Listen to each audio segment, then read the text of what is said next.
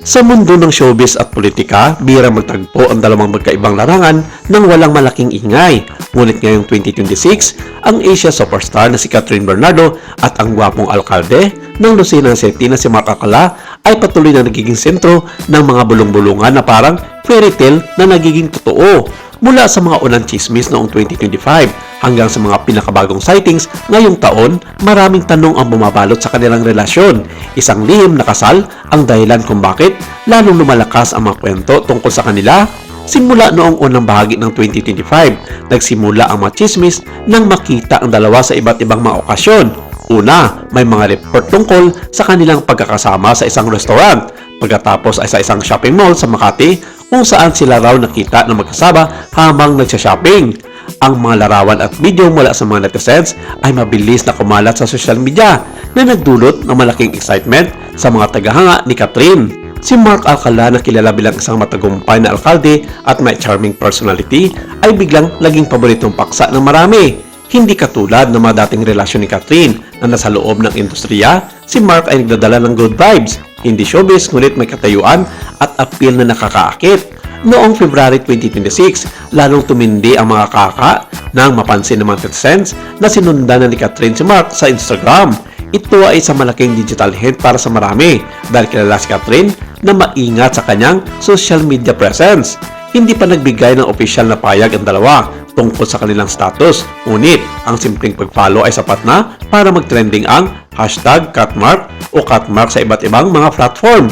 Maraming mga fans ang nag-express ng suporta na nagsasabing bagay na bagay sila at deserve ni Catherine ang isang taong magpapasaya sa kanya ng totoo.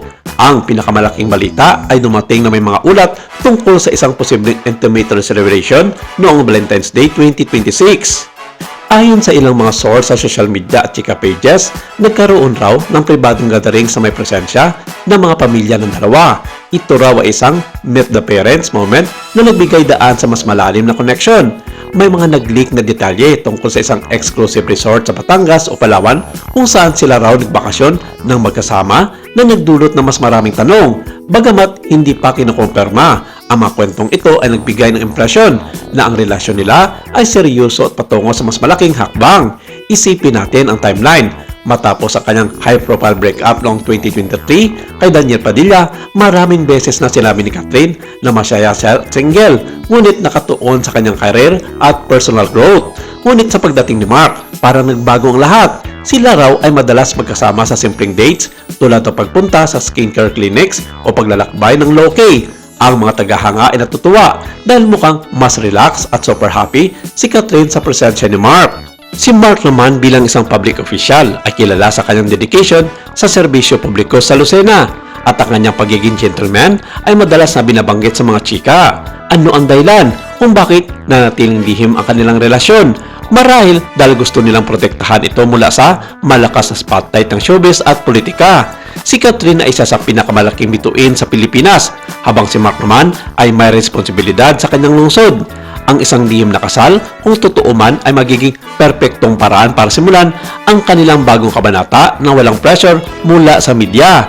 May mga nagbabanggit na posibleng bedside ceremony sa isang luxurious resort na may kaunting bisita ang lumapit malapit sa pamilya at kaibigan.